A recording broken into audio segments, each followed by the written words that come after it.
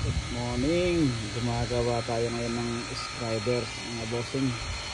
Ayan. Ginawitan na natin hanggang sa pinakataas.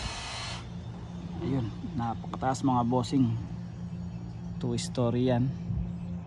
Tapos ito nga pala yung ginamit nating jig mga bossing.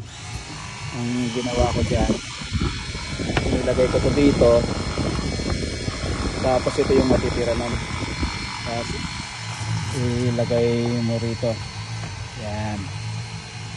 Pag pinabas yan mga boss, perfect na yan. Wala nang ulit-ulit, basta gumamit ka lang ng isang, kahit yung gusto mong sukat, basta magkakasos ka dyan. Ayan. Tapos ito lang yung matitira, itong bilog.